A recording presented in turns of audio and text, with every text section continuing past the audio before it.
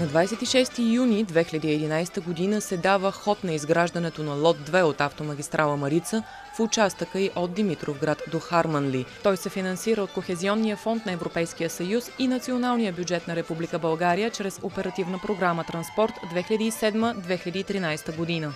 Това е важна отсечка от паневропейския коридор номер 4, който започва от германската провинция Саксония, Дрезден, и води до турския мегаполис Истанбул, вратата към Азия. Защо строим магистрали? Защо строим пътища? Защото пътищата свързват хората. Градовете, регионите, държавите. Защото в глобалната икономика 2/3 от транспорта на пътища, стоки и услуги се извършва по пътища. И тези, които нямат пътища и магистрали, се изолират от глобалната икономика.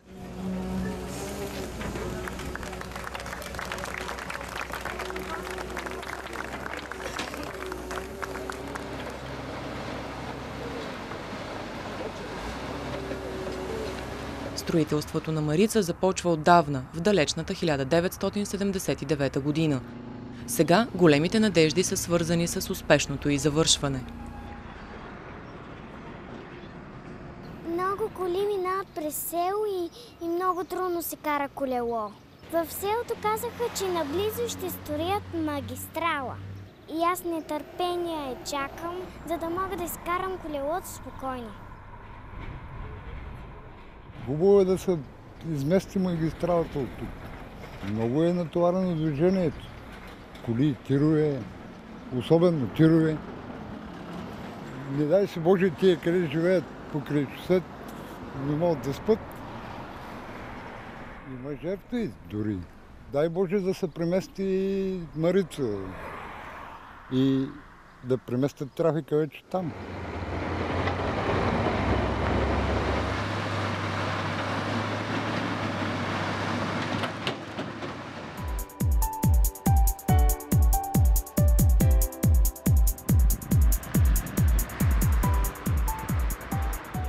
Автомагистралният участък Димитровград до Харманли ще изведе цялото транзитно движение от 27-те градове и села, чието жители са потърпевши от шума и замърсяването, т.е. с дължина 34 км.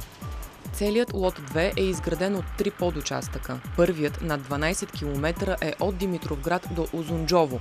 По неговото трасе ще бъдат изградени 4 надлеза, 3 от които пътни, 6 селскостопански подлеза и 1 за пресичане черен път. Проектиран е и пътен възел Димитровград, който е със статут на пълна детелина. Предвижда се изместване на линията Русе-Подкова с около километър и половина в частта Димитровград-Хасково. Вторият подучастък от Узунджово до Поляново също е почти 12 км.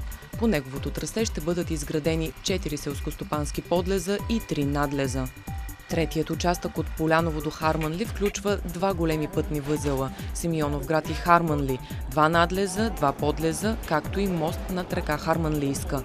В техническия проект са планирани и проходи за животни, за да се запази биологичното разнообразие в отделните участъци. Още преди началото на строителството са поставени шумозащитни прегради между магистралата и населените места, през които ще минава тя. Така, на официалната церемония българският министър-председател Бойко Борисов категорично обяви: и от днес нататък няма какво да спре тази магистрала.